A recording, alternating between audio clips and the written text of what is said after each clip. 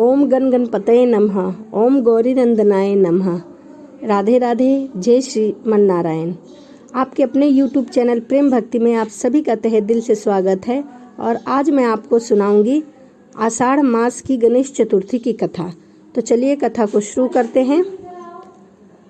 द्वापर युग में महिषामती नगरी का महीजित नामक राजा रहा करता था। वह बड़ा पुण्यशील और प्रतापी राजा था। वह अपनी प्रजा का पालन पुत्र व्रत करता था, किंतु संतानहीन होने के कारण उसे राजमहल का वैभव अच्छा नहीं लगता था।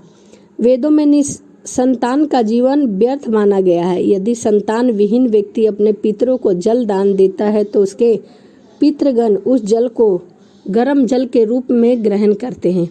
इसी उपापोष में राजा का बहुत समय व्यतीत हो गया। उन्होंने पुत्र प्राप्ति के लिए बहुत सारे दान यज्ञ आदि कार्य किए, बहुत सारे यत्न किए, फिर भी राजा को पुत्र की प्राप्ति नहीं हुई।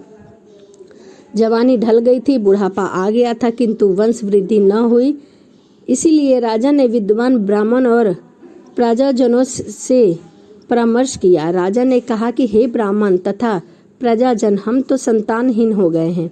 अब मेरी क्या गति होगी। मैंने जीवन में किंचित भी पाप नहीं किया है। मैंने कभी अत्याचार द्वारा धन संग्रह नहीं किया है।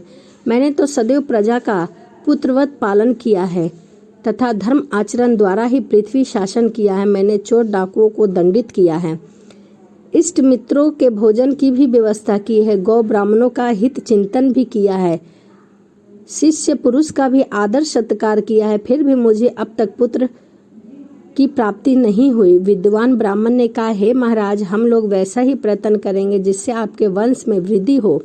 इस प्रकार कहकर सब लोग युक्त सोचने लगे। सारी प्रजा राजा के मनोरथ की सिद्धि के लिए ब्राह्मणों के साथ वन में चली गई।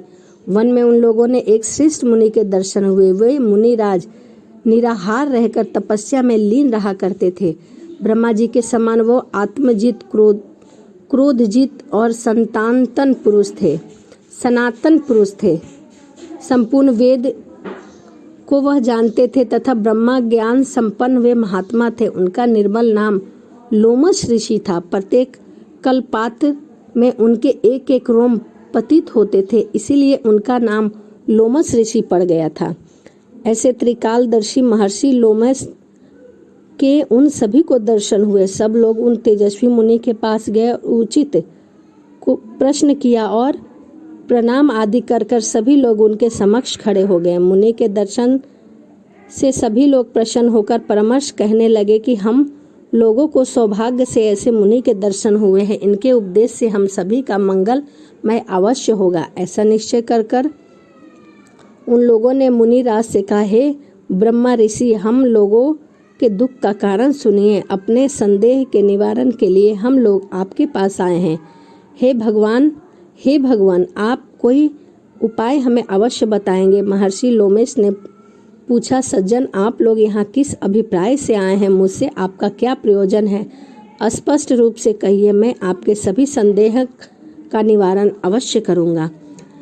प्रजाजनों ने उत्तर दिया, हे मुनीश्वर, हम महिषमती नगरी के निवासी हैं। हमारे राजा का नाम महीजित है। वह राजा ब्राह्मणों का रक्षक, धर्मदाता, दानवीर, शूरवीर एवं मधुर भाषी है। उस राजा ने हम लोगों का पालन पोषण किया है, परंतु ऐसे राजा को आज तक संतान की प्राप्ति नहीं हुई। हे भगवान, माता पिता तो केवल जन्मदाता ही होते हैं, किंतु राज ही वास्तव में पोषण एवं सर्वाधिक होता है। उसी राजा के नियमित हम लोग ऐसे गहन वन में आए हैं।